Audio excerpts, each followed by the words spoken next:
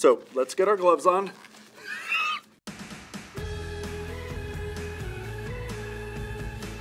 All right, we're going to be applying semi and demi-permanent hair color.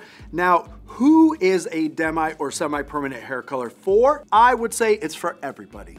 If you're looking to increase your shine, maybe bring back that tone that you've lost, or maybe it's your first time doing hair color, demi-permanents and semi-permanents are a fabulous way to introduce yourself to the wonderful world of color. Be careful, you will get hooked. Before we begin sectioning and actually applying the color, I want to share with you how I mix hair color so that you ensure your ratios are correct. Before you begin any chemical process, always glove up, y'all. This product calls for a 2-to-1 ratio, and I'm going to fill up my developer or activator all the way up to 2 ounces. Next, I need to take 1 ounce of my actual color and I'm going to squeeze it on top of the liquid. It's gonna push up to number 3. That will give me 2 parts of the developer, 1 part of the cream color.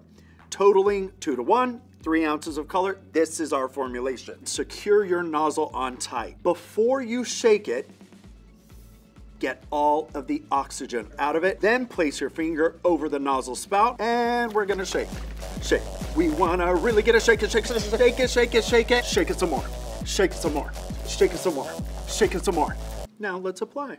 I love to break everything up into 4 quadrants. With demi-permanent and semi-permanent hair color, the application itself is a lot more liquidy. So I do want to section so it's easier for you to work through, but it doesn't have to be perfect because we're essentially wanting to squeeze the product all over and just give every hair a kiss of color. We're working with dry hair, so when I apply demi to dry hair, the payoff of color is going to be a lot more rich. If you decided to towel dry your hair, it's going to be a little more sheer.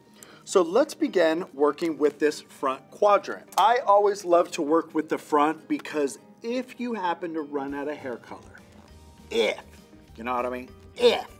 It's better to err in the back, right?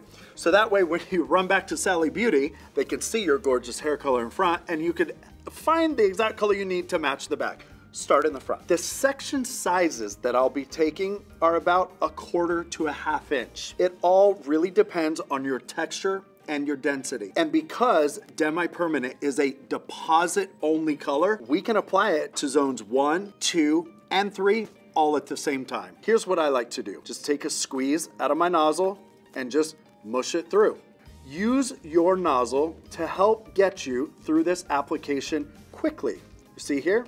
1/4 to 1/2 inch, a little squeeze, and massage it through. That heat zone, zone number 1, that radiates and reacts to the heat from the body, we don't have to worry about that here because there is no lifting capability of your demi-permanent. When I get to the ear section, I love to pull this section up and away so that I can take my nozzle and just hit those roots right there and use my finger to mush up. Last little section here, lift up and away so you can see in the mirror all the roots that you need. Now, the application's complete at zone number 1. We have zones number 2 and 3. And the cool thing about using a demi-permanent with the bottle, watch this. Speed. We're gonna take larger sections of hair and I can just apply it, just like this. Mush it through. So if you don't know what zones 1 and 2 and 3 that I'm talking about are, make sure you go and check out that video because it explains exactly what those zones are and why we need to be mindful of them when applying color. Since we're using demi-permanent, the laws of demi-permanent, it can't lift hair. Its only job is to deposit hair color, so we don't have to worry about that heat zone, zone number 1, to react with any of the color we're applying right now. So I have this last little bit right through here, and that quadrant is almost complete. When you have all the hair color applied to that section, use a wide tooth comb just to clean everything up. I love to use a wide tooth comb to ensure all the hair is saturated and do this ribboning technique. This ribboning squishes that color into all the other hairs.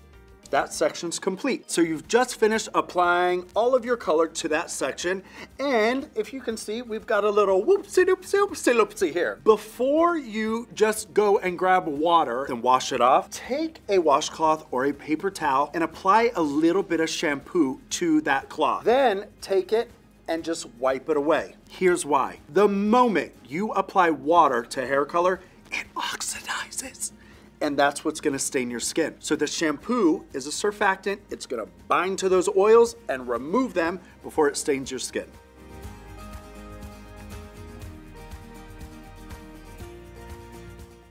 Ding! Okay, 35 minutes is up and it is time to rinse your color out. Now, a few little tricks I like to do. I know it could be unbearable, but medium lukewarm to cool water is best when rinsing out your hair color. That cold water helps you further lock down the cuticle and lock in and hold that color. But also in that color is a ton of shine. You don't want to wash that down the drain. Lock it into your hair. Then choose your favorite color care collection to cleanse and nourish. Voila, you have beautiful color hair loaded with so much shine. Welcome to the wonderful world of hair color. To begin your color journey or to continue along, I really encourage you to check out all these incredible videos that you can learn from.